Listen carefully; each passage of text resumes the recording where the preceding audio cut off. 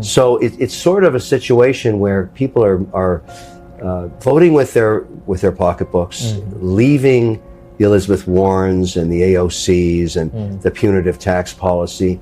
And of course, all that tax base is leaving. I don't know what happens to New York. I mean, it's just, it's not investable. You can't put money to work here. It's the regulatory environment, and the taxes are so uncompetitive. There's a 100% probability in my books that we'll get a 25 basis point rate hike. Agreed. Yeah. What happens after that is uncertain. I think what happens is the Fed just stops, but it doesn't reduce. It just waits to see what happens. Because when you look at how you calculate CPI, almost 30% of it is real estate, but it's from 18 months prior. So we haven't seen the effect yet of what the rates have done to the prices. And so I'd argue that our real inflation right now is probably 4.5%, not 6%. Oh, wow. Lower because of that lag. And I think the Fed kind of knows that, and I think that reflected in their comments. But then what happens after that is an unknown, because I think the economy is more productive than it was in the 70s or 80s because of digitization and a lot of technology we have today that we didn't have then.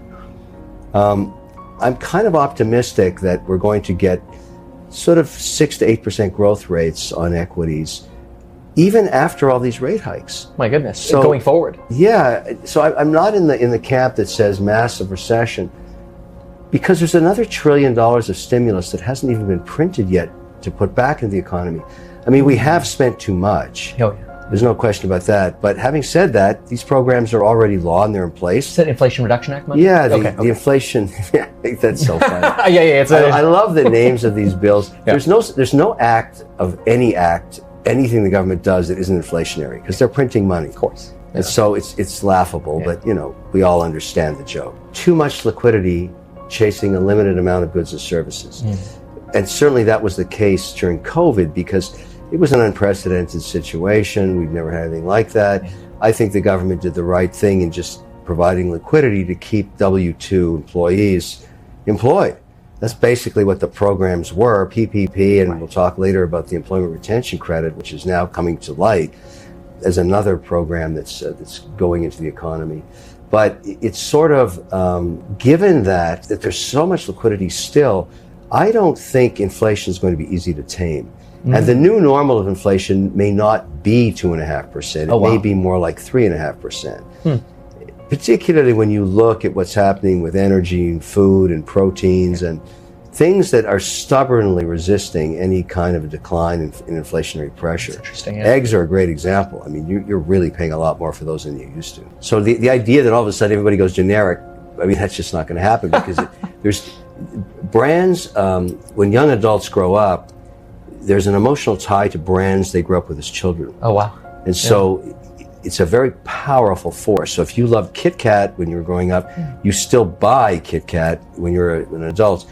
And no off-brand version of Kit Kat will ever replace your childhood memories. That's how brands work. Wow. Same for pet food, you think, then? Definitely. If you fed your cat, whatever it was. Purina or whatever. The one area about pet food that has healthy pet foods as a category is the fastest growing. All of a sudden, people care about salt and sugar and carbs for cats. But that category is a very high premium brand. And of course is growing. So that's because of the pandemic, people really fell in love with their pets.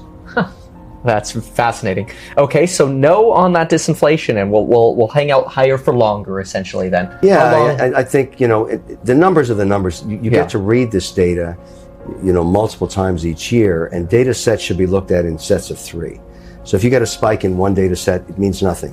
It's my old statistician training coming out. You've got to see at least 3 in a row. So if I'm worried about the preliminary read of University of Michigan inflation numbers ticking up, that's just 1. I need 2 more to really worry about it. You need to set a trend, you need 2 more. And that's why you really can't call it inflation yet. We had 2 quarters, not quite enough.